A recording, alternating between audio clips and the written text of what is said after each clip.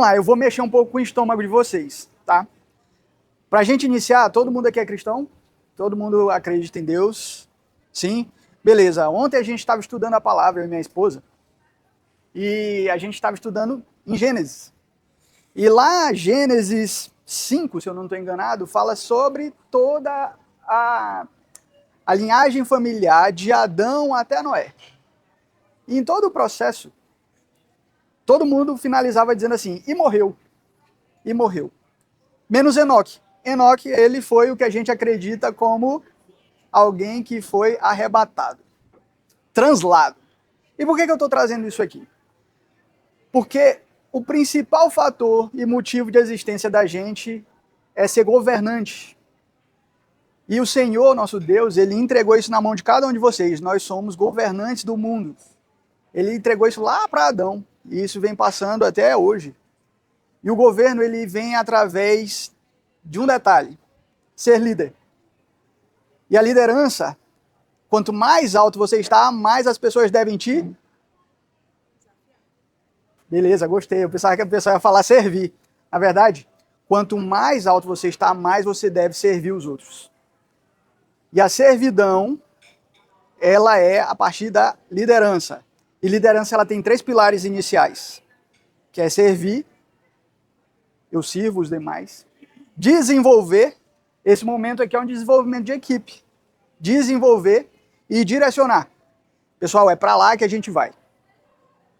Não existe liderança sem esses 3 pilares, e o maior líder de todos os tempos, que foi Jesus, tinha exatamente essas 3 coisas. Ele servia, ele desenvolvia, ele pegava os discípulos e ia mostrando como é que tinha que ser feito, e ele falava, era para lá que a gente vai. E os líderes precisam disso. Entendido isso, eu quero trazer vocês para a liderança, como médicos líderes, como profissionais líderes. E a primeira provocação que eu quero trazer aqui é essa frase bem aqui, ó. Você, assim como eu, tem um prazo de validade. Como é que isso chega até o coração de vocês? Dói o estômago, né? Para que a gente perpetue, só existe uma forma. A perpetuidade, ela precisa ser compartilhada, que é o governo, é a liderança, é o desenvolvimento das pessoas. Por isso que a fala de Aline veio, olha, não consigo enxergar negócio sem pessoas. Porque a perpetuidade é através de passar aquilo que eu sei para outras pessoas, para que eu, junto com essa pessoa, comece a ganhar. E entendido isso, vocês não podem ser médicos que estão simplesmente operando, vendendo hora. Vocês precisam vender perpetuidade. E aí, para isso, mas quando começar a enxergar como uma empresa, cada um de vocês é uma empresa. Doutora, doutor, doutora, cada um é um negócio. Vocês precisam se enxergar assim a partir de hoje. Deixar de se... Teve uma frase que foi na apresentação de Mari, não lembro, mas falava que o médico se enxergava apenas como médico e não como uma empresa. O médico precisa se enxergar como uma empresa. Vocês têm uma capacidade de conhecimento técnico gigantesco. Então, a partir do momento que você se enxerga como uma empresa, passa a criar processos, escalar resultados, constrói liberdade. A diferença entre sobreviver e prosperar está como você se posiciona. Milton, pô, você está falando de gestão e começando desse jeito. O que isso tem a ver com gestão? A gente vai entender agora. Dentro de uma estrutura de gestão, para que o negócio aconteça, ela tem os 3 pilares que eu sempre perturbei Matheus e Mariana com isso, que é o que a gente chama de EPP. Estratégia, pessoas e processos. Não existe nenhum negócio que não tenha essas 3 coisas. O que seria estratégia? Estratégia é a capacidade de entender onde você está. Mari fez esse exercício estratégico aqui. Onde que eu estou agora? Onde eu quero chegar? Qual é meu sonho? E traçar um plano de execução de linha entre onde eu estou e onde eu quero chegar. E um ponto importante, isso serve para qualquer coisa, não só para empresas, pode ser para a vida pessoal de vocês. Quem conseguir pegar o código, né, pode levar isso para a vida. Onde que eu estou agora? O que eu tenho? Quais são os meus desafios? Quais são minhas falhas? Quais são os meus potenciais? E como que eu quero estar daqui a 1 ano? E qual é o detalhamento das ações para que eu chegue nesse 1 ano? Esse detalhamento a gente chama de plano de ação. Nada mais é do que estratégia. É ter claro qual é o propósito da minha empresa, onde que a minha empresa está, o que a gente quer fazer e onde a gente quer chegar e detalhar essas ações. Para que a gente consiga entregar tudo isso, a gente pode até fazer sozinho, mas vai bater no que eu chamo de teto de crescimento. Esse teto de crescimento, ele geralmente vem com o que eu chamo de 2 Cs. Cara e coragem. Mari trouxe isso aqui hoje também.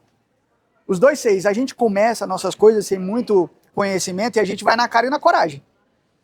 Eu vou enfrentar isso aqui, eu vou abrir isso aqui, eu vou fazer isso aqui, mas sem muita técnica. O que vocês precisam fazer hoje, a partir de agora, é transformar o 2 Cs no que eu chamo de chá. O que é o chá? Conhecimento. Melhorar o conhecimento de vocês, essa é a parte técnica. A habilidade, que é a capacidade de transformar o conhecimento em execução. E atitude, que eu posso transformar essa atitude no que eu chamo de coragem. Não existe empresas sem pessoas corajosas. Porque é difícil. É difícil, você trouxe isso, é difícil.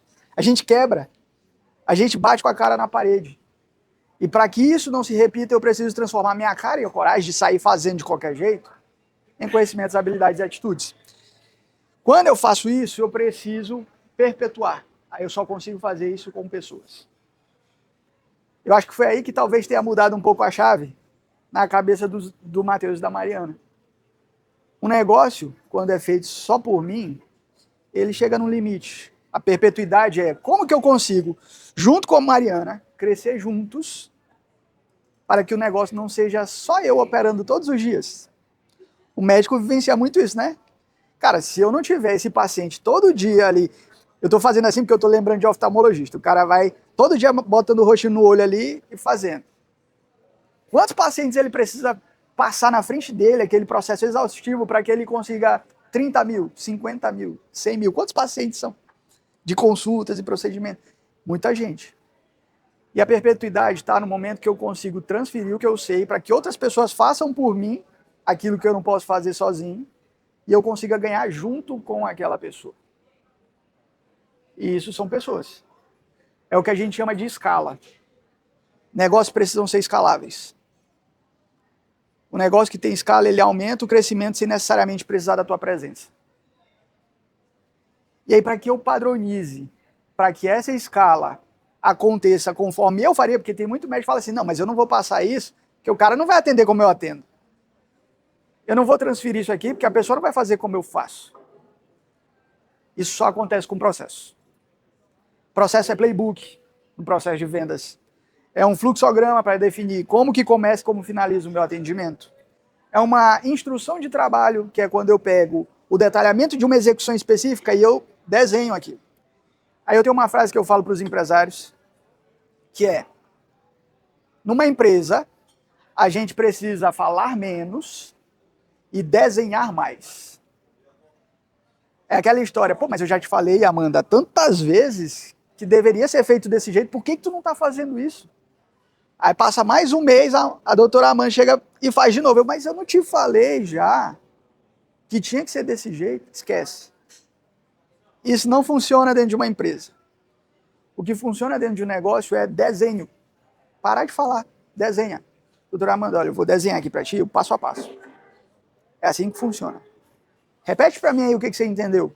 Ela vai desenhar e vai executar com esse desenho. A chance de erro é muito menor. Isso é através de processos. Ok? Toda empresa precisa disso. A vida de vocês precisa disso. A minha vida precisa disso. Cada um de nós precisa desses 3 pilares aqui. Não tem jeito. Só tem perpetuidade com essas 3 coisas. E aí, para a gente entender sobre empresas, existem 3 níveis hierárquicos, que é o que eu chamo de pirâmide ETO. A pirâmide ETO é diferente do primeiro, que estratégia onde eu estou e onde eu quero chegar. A pirâmide ETO são os níveis dentro de um negócio baseado em execução. O primeiro nível é estratégico. O nível estratégico é quem vai pensar a estratégia do negócio. Onde eu estou, onde eu quero chegar e como eu vou fazer isso. É quem direciona, é quem é um líder, é quem serve. Não é porque eu estou no nível estratégico que eu vou falar assim, olha, me obedeçam, quem manda aqui sou eu. Quanto mais alto você está, mais você precisa servir. Mais você precisa sentar do lado e falar assim, vamos desenhar esse processo? Qual é a dificuldade que tu está tendo? Eu vou te desenvolver nisso. Ó, a direção é para lá, não é para cá. Esse é o nível estratégico. O nível tático não é execução. O nível tático é fazer outras pessoas fazerem. Esse nível é o mais difícil dentro de uma empresa. Porque ele está sendo espremido, amassado, entre quem está decidindo e quem está executando. Sabe aquela média liderança dentro de uma empresa que fica, meu Deus, eu não sei o que fazer, meu time não quer ir para a direção que eu falo e meu chefe está me cobrando e esse cara está sendo espremido. É o mais desafiador. Porque ele não faz. Ele tem que ser capaz de fazer os outros fazerem.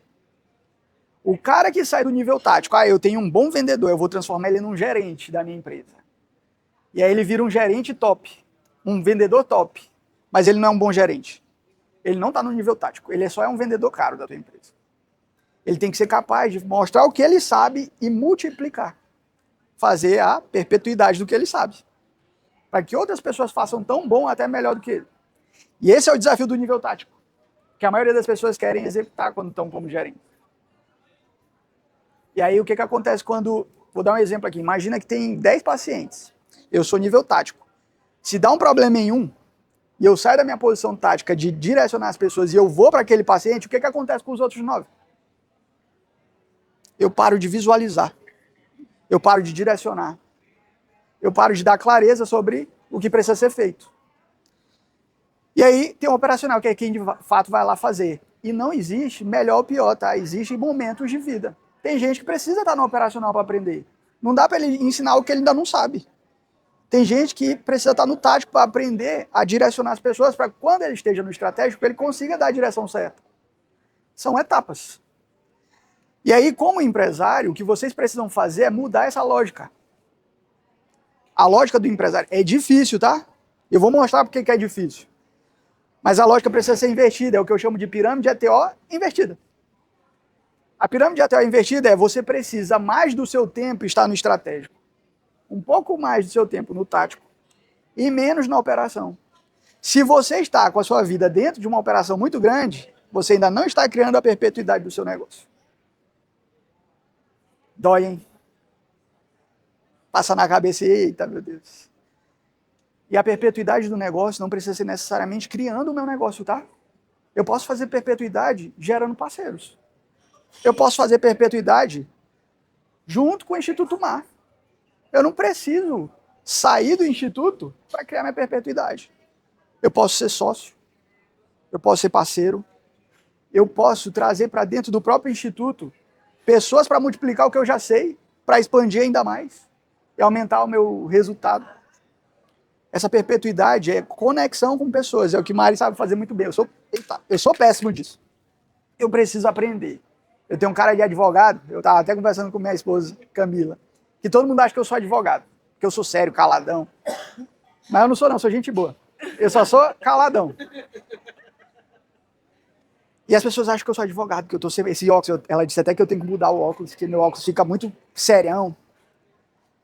É isso. A gente precisa gerar perpetuidade, não necessariamente saindo de onde a gente está, mas onde a gente está. Deixa eu passar aqui. Beleza. E por que é difícil? Existem 4 fases que todo negócio passa. 4, todos. Pode ser vida pessoal, pode ser dentro de uma empresa, pode ser em qualquer lugar. Vocês vão passar por essas 4 fases se não já estão passando. A primeira fase é o que a gente chama de sobrevivência. Na fase de sobrevivência, o nosso desafio é vender. É aquele momento que a gente entra no mercado e a gente, meu Deus, eu preciso pagar o boleto. Mari chegou aqui de São Paulo, veio para São Luís, eu preciso pagar boleto, eu estou aqui sem teto, sem nada, preciso pagar esse boleto, eu estou em sobrevivência. Minha arma tem que ser vendas, meu foco tem que ser vendas. Cara, não olha para outra coisa agora não. Melhora rapidamente um processo que alguém está errando, mas não fica focando nisso não. Foca em vender. Cria o que eu chamo de caos positivo. Caos positivo é, eu estou cheio, estou tão lotado que agora que eu tenho um caos, eu vou começar a pensar em organizar. Mas eu já tenho um caos, já está entrando dinheiro. Eu já consigo pagar os boletos. Essa é a fase. Qual é o lado bom dessa fase? É que vocês têm proximidade com o cliente de vocês. você consegue rapidamente mudar um protocolo porque você entendeu a necessidade do seu paciente e você muda esse protocolo. Não precisa transferir isso para outra pessoa, porque é você decidindo por você mesmo. Essa velocidade é importante. Quanto maior você fica, mais difícil é ter velocidade. Então sempre tem um lado bom e ruim das coisas, né? Aqui é a mesma coisa. E aí aqui, vou ler rapidamente, eu nem gosto de ler não, mas vou ler aqui, ó. Manter a empresa viva, gerar vendas, pagar conta, fazer boas escolhas e não misturar as finanças da empresa com as finanças pessoais. Isso é a parte de sobrevivência. Se alguém está se identificando aí, você está nessa fase aqui. Quais são os ganhos dessa fase? Clareza sobre os pontos de melhoria, eu tenho um contato com o meu cliente, eu sei o que posso melhorar. Maior controle no fluxo de caixa. Se eu estou mexendo na finança da empresa, na minha eu sei exatamente o que entra e que sai, eu posso melhorar esse controle. Deveria ser a fase que você tem mais controle financeiro e geralmente é a fase que menos tem. Errar muito, errar rápido, porém errar diferente. Errar faz parte, acelera o processo. Maior proximidade com o cliente e a equipe, maior velocidade na movimentação da empresa. A segunda fase. Depois que você passa dessa fase, a gente vai para a fase do que eu chamo de construção. A fase de construção é quando começa a entrar a equipe. É quando você inicia o processo de perpetuidade do teu negócio. E essa equipe pode ser, por exemplo, eu estou lá dentro do Instituto, eu não consigo mais atender em 5 minutos meu paciente, porque eu estou com a agenda cheia, eu vou contratar uma secretária para fazer isso. Você já pode estar iniciando o processo de construção. Qual é o desafio desse processo? Aprender a delegar. É muito difícil aprender a delegar. Porque primeiro que a gente não confia para delegar. Ah, eu não confio nessa pessoa, não vou delegar para ela não. Já está errado. Delegar é o inverso. Você delega para confiar. Dói de novo. Se eu delego confiando, a planilha está certinha, está errado, teu negócio não vai crescer. Porque se toda vez a tua planilha financeira estiver redonda para tu fazer alguma coisa, tu não está tendo um passo de fé. Tá tudo redondo, doutor.